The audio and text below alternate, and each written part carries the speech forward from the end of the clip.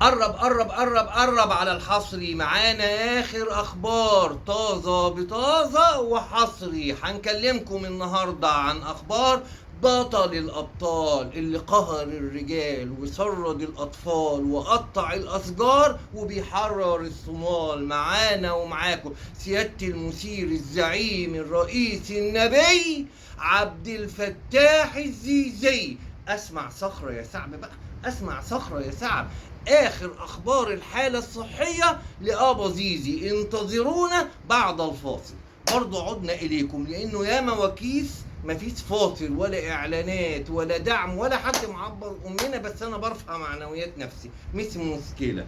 طبعا انتظرت اخبار ساره كده هوت ان الحمد لله ابا زيزي صحته متدهوره ومستنيين يعني خبر كده يسعد قلبنا. لا، مش اخبار ساره ان احنا سمتانين فيه وفرحانين فيه، لا، اخبار ساره. الحاجه ساره جارتنا هي اللي قالت لي الاخبار دي، فاسمها اخبار ساره. سمعنا كده ان الابا زيزي بعافيه. انا قلبي كني على طول جريت على التلفزيون افتح، قلت اكيد هيذيعوا. فتحت لقيت برنامج والعياذ بالله اسمه صباح الخير يا مصر. ايه صباح الخير؟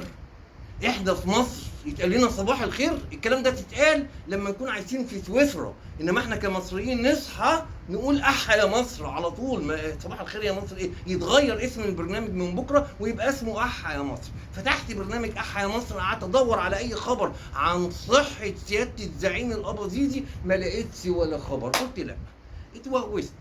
قمت لابس زي ما انتم شايفين كده، لبست اللي على الحبل وقمت طالع على القصر الرئاسي. ما كتر قصوره بقى، بس بيبنيها مش ليه؟ مش هو عشانه؟ لا، ما كانش بيبني القصور دي وياخد القروض دي عشانه. لا لا، اوعى تظلم، اوعى تظلم. الظلم ظلمات. حد الله ما كان بيبنيها عشانه، ده عشان اما انتظار.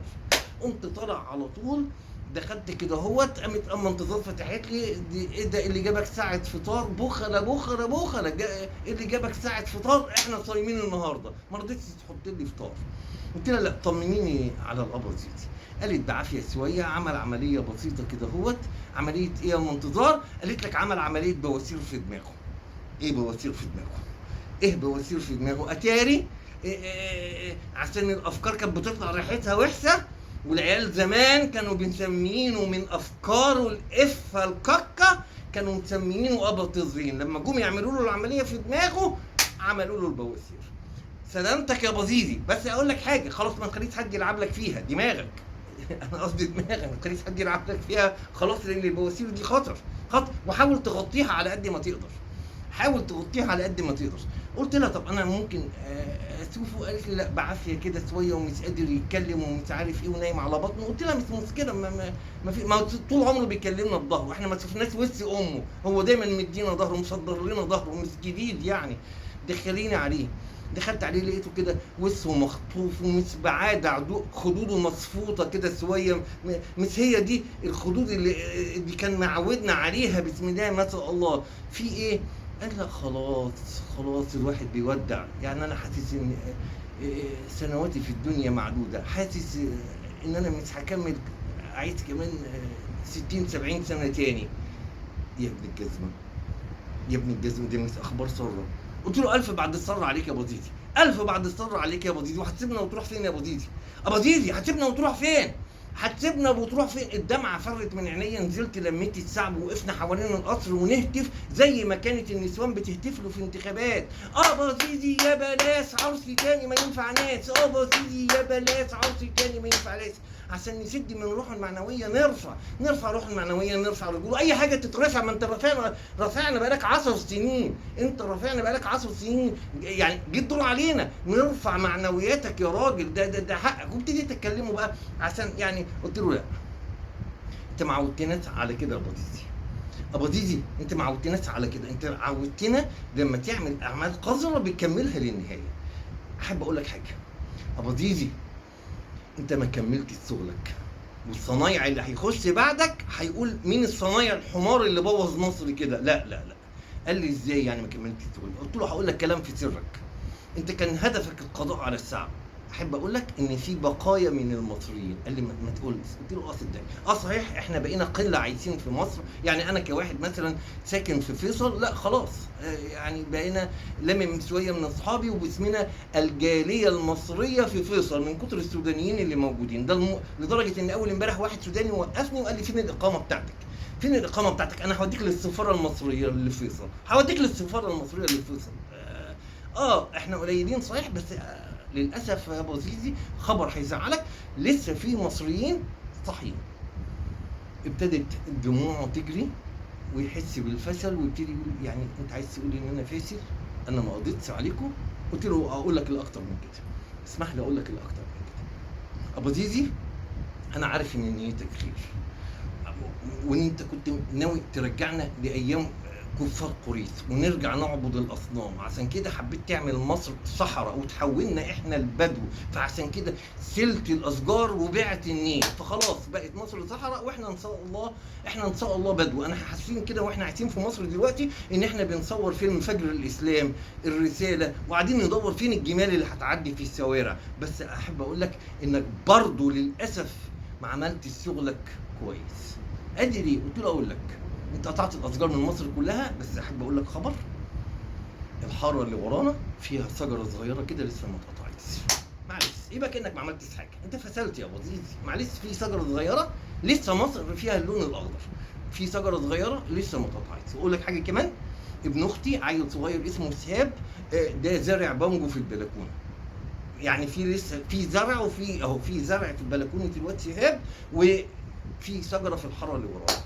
تسيب مصر فيها لون اخضر يا بزيزي، تسيب مصر ولسه فيها مصريين عايزين صحيح قله، صحيح قله، انما برضه عايزين.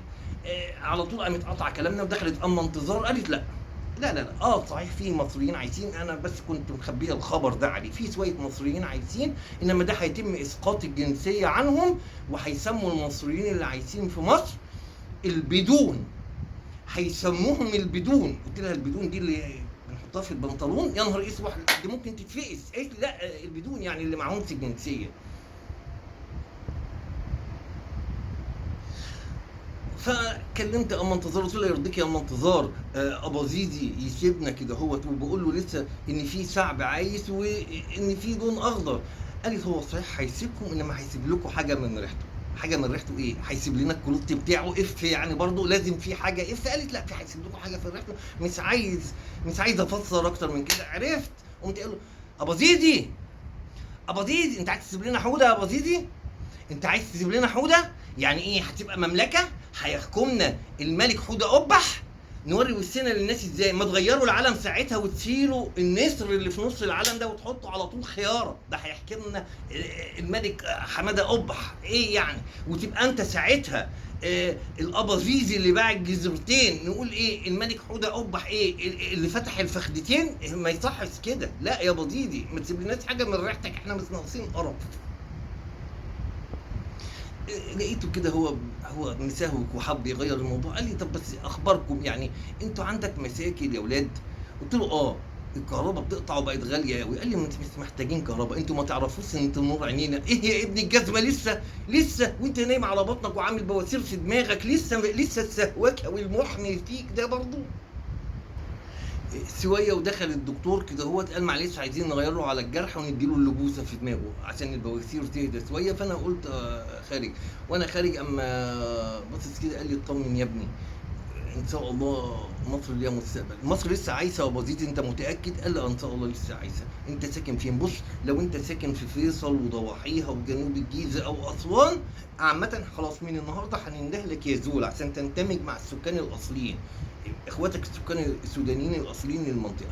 لو انت تبع اسكندريه ومرسى مطروح والحتت دي، خلاص غير لبسك يا ابني، ما يصحش تمشي بالكلام دوت، تلبس خضره وعوال عشان مبروك يا ابني انت خلاص بقيت خليجي. قلت له بجد؟ يعني انا ممكن اجيب عيال وابقى الكفيل بتاعهم؟ قال لي خلاص لو انت ساكن في المناطق اللي هناك دي خلاص انت بقيت يا ابني خليجي. قلت له طب والمصريين؟ قامت طلعت اما انتظار قالت لي ما انا قلت لك دول البدون خالص، دول هيبقوا البدون خالص يعني، ولا حتى بوس. الف سلام عليك يا ابو زيزي. ألف سلام عليك يا بوزيزي، ومبروك علينا مملكة مصر والملك حودة قبح.